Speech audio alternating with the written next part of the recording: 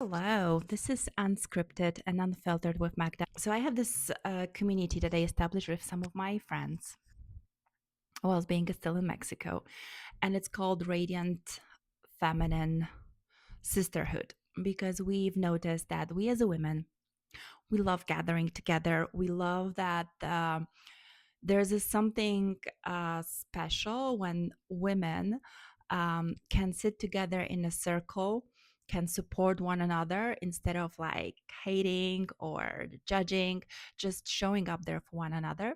But also, it's about sharing the knowledge and experience. We've done that since the beginning of the ages. That's why we talk so much. Okay, circling back. So the recently I've been asked, this is like Magda answering questions. So there was a question from one of the women in the group, and she let me read. She says she's struggling, and she's struggling because they put so much effort. Maybe you are one of those women too, that you're putting so much effort to work on yourself, to understand men better. And then it feels like you're just hitting the wall, like you're just flying and you just crash against the wall because it feels like you're doing all this work. But how about men? How about them? Like, why am I constantly in the position when I need to find excuses for their behavior? Okay, let's talk about that.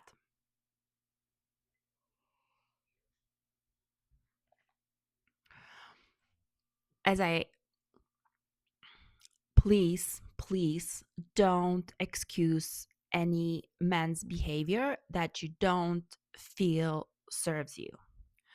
Don't put yourself in the position when you feel like um, you need to find an excuse for men's behavior. We don't want to find excuses for anyone. There's a difference between understanding when where that person comes from and how they operate, and agreeing and excusing to what they're doing is okay, because an excuse is okay, what they're doing is okay. No, it's about, I understand where he comes from. Okay, he's at this phase of development. I highly recommend reading The Keys to the Kingdom. It explains the how men operate, what phases of development they go through. So that's the one thing. But then understanding where they are, we it's then you go back to yourself and you see if his behavior and the phase he's in, like, because there's a certain types of behavior that it's okay, he's just gonna be in this place. How can I talk to him in a way he understands my needs too, so we can meet somewhere in the middle? Or that person on this particular in this particular phase of his life, it's not going to work for me. Like, I understand it's not like, and we're talking here about not wounded masculine, because let's talk about wounded masculine in a moment. Let's say we have healed masculine. He's just on a certain phase of his life when, for example, he's in the prince mode and he's still building his empire. So he's all focused on his work and on his yeah, building his kingdom because he wants to be your provider. The man live like most of my life I didn't get it, and I thought it stupid. I literally thought that men are just a little bit less than us women, because they just don't get certain things. Their brain are not wired, they can focus on one thing at the time, and they're just, let's be honest, not that smart. And I was wrong. I, I'm happy to admit, with a hand over my heart, I deeply apologize, all men, for thinking this way. I understood you're just different. You just operate from a different perspective. The man's world is different because they work in a hierarchy. They work for points. It's important for them to build what they call their kingdom, whichever area of life they want to develop. It's important for them to level up in the hierarchy because that's what makes them feel like a man. We women, we usually don't. Now it's a whole, like, there's another topic about talking how we as women, we were put into that men's world, and they, in certain work professional environment, we are being all of the sudden forced, or not forced, we feel like we want to, but I don't think we truly want to. That's the whole different story. Putting us feminines in this masculine world, in this masculine hierarchy, that it's first of all not natural with ourselves. It makes us drained, tired. But just let's leave it for the next video. Let's circle back to men and their hierarchy and how they work for points. They're gonna work for points in their professional environment, but also in the relationship. There's this sentence that I've read that when man does something, he does it because he has his reasons to. And now it's interesting part to understand those reasons. Like we as a women, and that was like, that's a big thing in my life. I'm also a mother of two sons. Okay. And I deeply apologize for maybe I have been too criticizing or too emasculating at times. Hopefully I didn't screw them up too much and they can still recover.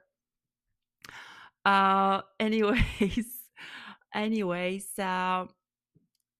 men don't do things just because. And I remember those fights with my ex-partner, like, well, you're coming to the kitchen, you don't see that this is like dirty, you just go and do it. It's like, no, but why do you want me to do it, da, da, da. And the whole argument blows up over a dirty dish or something's not done, because we as a women, we naturally go and we do things. If something needs to be done, we're going to do it. With a man, they need to have a reason to do it, and that reason is gaining points. They're in their profession, like, they need to know why they're doing something, and their why, their motivation is way different than ours, I can tell you that.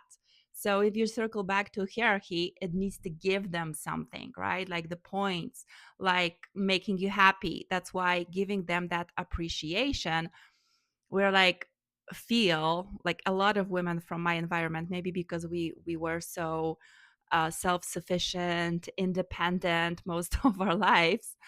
But we as a women, we just do things that needs to be done, and we don't expect all this gratitude. Like, it's nice, but even at some points, like the women who are doers and getters, I can see that sometimes even my friends, they're being like, if somebody expresses appreciation, they even like, oh, even me, even though I've been working so much on receptivity, also receiving the appreciation and acceptance and whatever, so not, I sometimes feel myself, okay, Magda, just I feel like my body is feeling a little bit, oh, uncomfortable, and I'm noticing that, so I can work on it a bit better.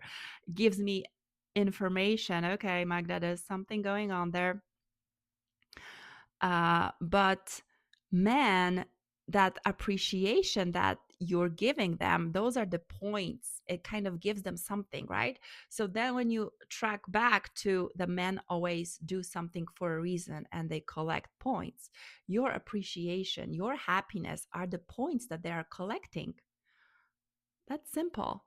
But it's like, you know, so that is why you want to, I don't know, that's why I wanted to understand them better. I remember when I started this journey of understanding the female male dynamics, I was in completely different point. First of all, for the most of my life, I didn't even notice something about like feminine and masculine energy. It was something completely unknown to me.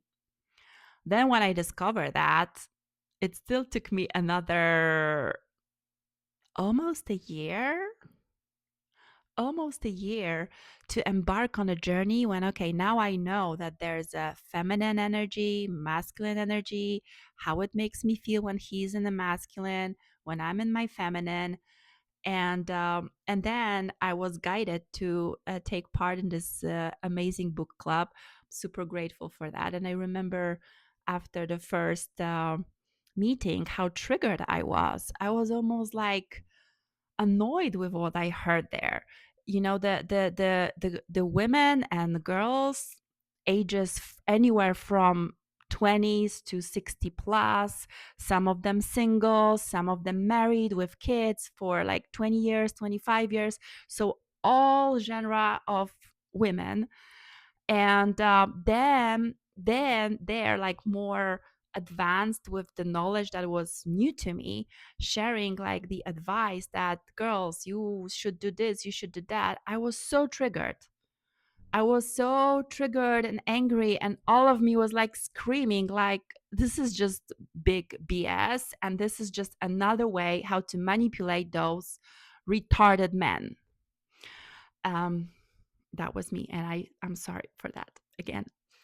But just when something, but then I had the thought, like, Magda, if what they're saying triggers you so much, triggers, because you, how you find something triggers you, because it raises emotions. When you have so strong emotions in you, doesn't matter what kind of emotions are there, but there were, in me there was like a mixture of, but it was strong. I was very agitated emotionally. When something raises your emotional state this much, there is something that triggers you. And then I thought, okay, Magda, if that raises so much of your emotions in you, it means that there's a lesson for you to be learned. So you better stay open minded and look closely. So I stayed. But in my first, reaction, I was like, I don't want to hear about it anymore. I was like, this is like, yeah, I'm not learning like how to manipulate men, because if I wanted, I could, knowing my, how the women usually manipulate men is usually by, you know, access to their body. I was like, I'm not doing that. I'm way above.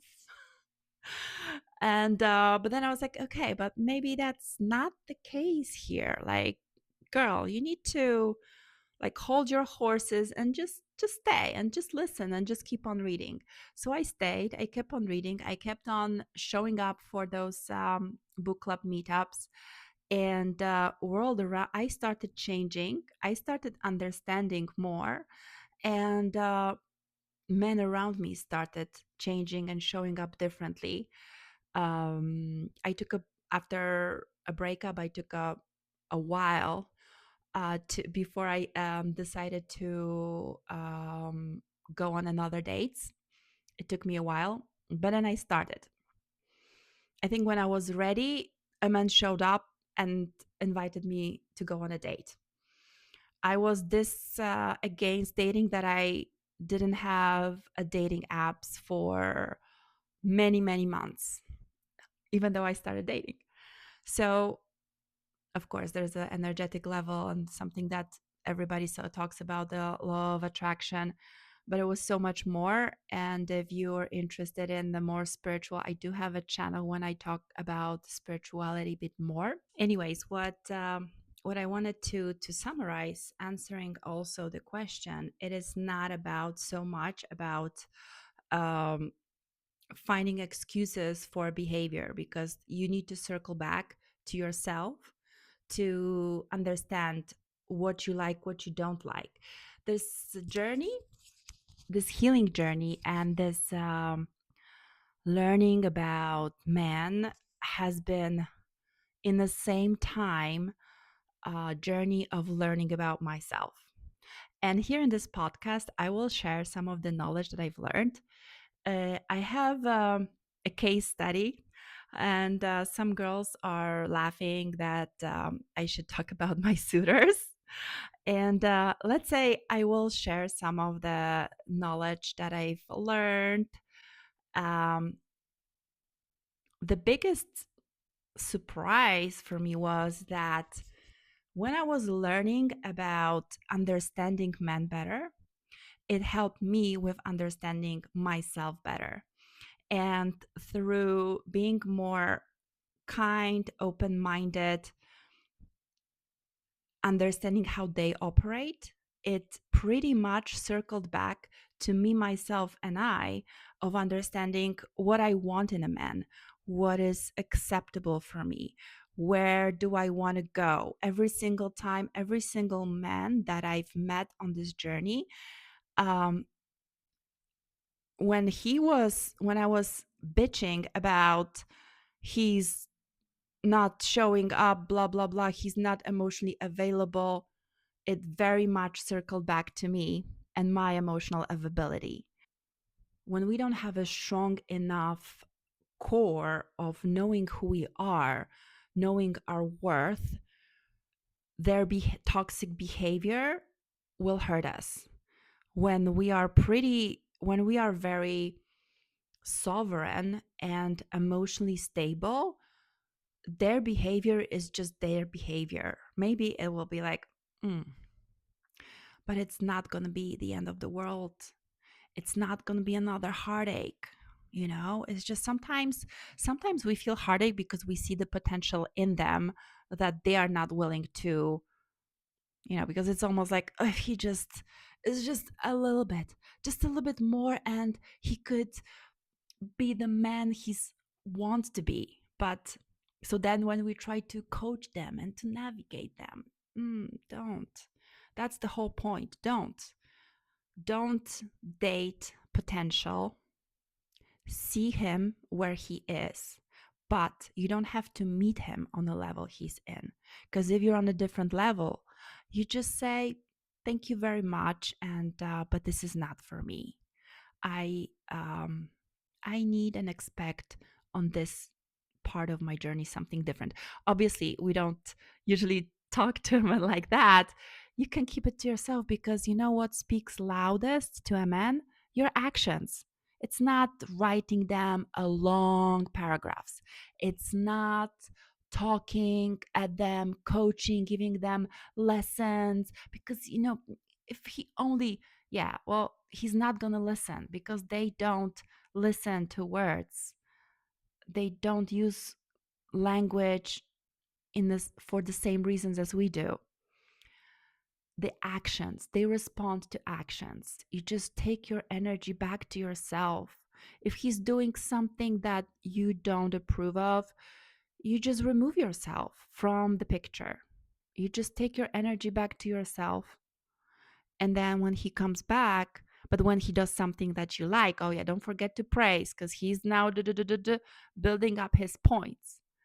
And it might seem simple, but then in the real life, in the real situations, there's like emotions, and you also have your attachment style, you have your own triggers, and this is the journey that I'm talking about, us working on our triggers, on our emotions, on observing. But again, observe yourself again with that kindness, with that emotional um, curiosity. Curiosity is a good word here.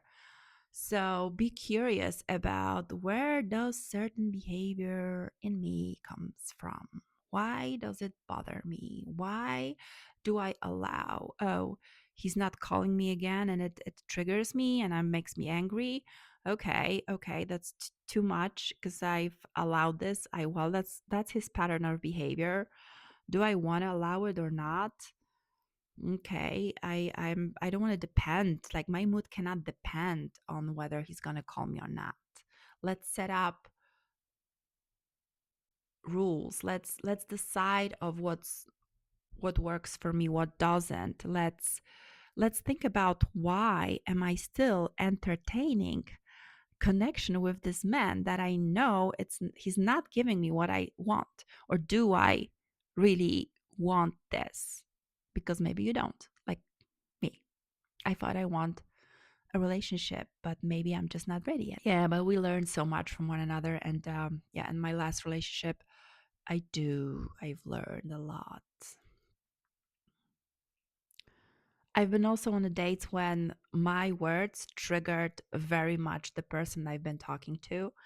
And I was like, man, ouch. I've triggered men because somebody got angry with me because you're so self sufficient. You don't even make a space for a man to show up for you, to provide for you. And I think he was completely right. And I was like, you know what? You're right.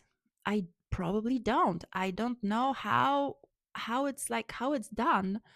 How do I even do this? This is for me like almost like a fairy tale that happens to other people but never to me.